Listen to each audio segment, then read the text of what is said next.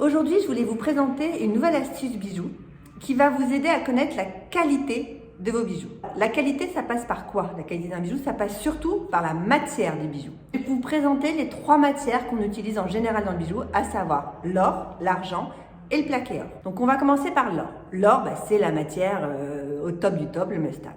On aimerait tout avoir que des bijoux en or. Le problème, c'est que l'or, c'est quand même un certain budget. Il existe plusieurs types d'or.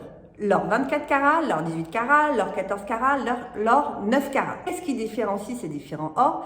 C'est en fait la proportion d'or qu'il y a dans la matière. C'est-à-dire l'or 24 carats, c'est de l'or pur. Il y a quasiment 1000 millièmes, comme on dit, d'or dans l'or 24 carats.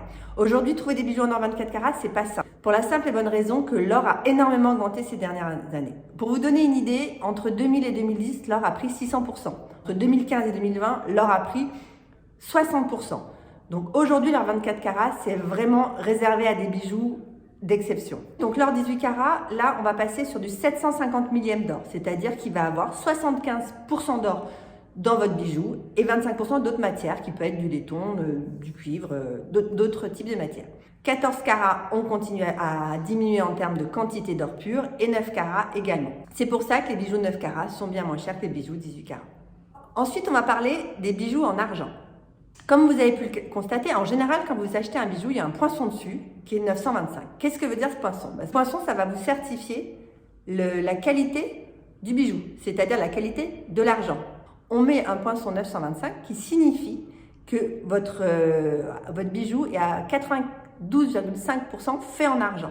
C'est important ce poinçon. Moi, je vous conseille, quand vous choisissez un bijou en argent, de bien vérifier qu'il y soit. Il n'y a pas de poinçon, c'est pas la qualité de l'argent et c'est quand même un peu embêtant. Passons maintenant à la dernière matière dont je voulais vous parler, c'est-à-dire au plaqué or. Donc le plaqué or, qu'est-ce que c'est? Un bijou qui a été fait en laiton ou en argent sur lequel on a apposé une couche d'or. Pour définir la qualité de ce bijou plaqué or, il faut prendre plusieurs choses en compte.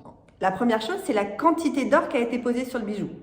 Est-ce qu'on a posé 1 micron? Est-ce qu'on a posé 2 microns? 3 microns? Plus on va poser une quantité importante d'or sur le bijou, plus le bijou sera de qualité. Sur ma marque Elsa Madjar, je fais moi-même ma galvanisation, ça je vous le montrerai dans une autre vidéo.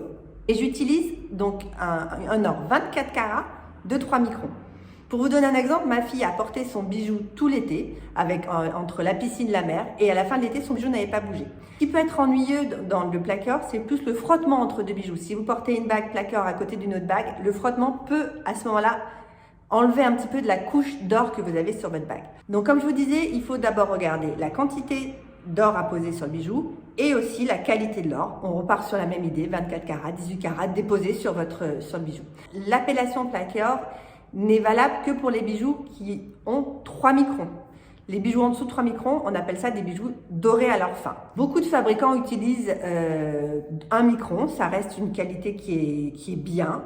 Évitez avec 1 micron plutôt la mer et l'eau, sinon vous devriez avoir un bijou quand même qui dure.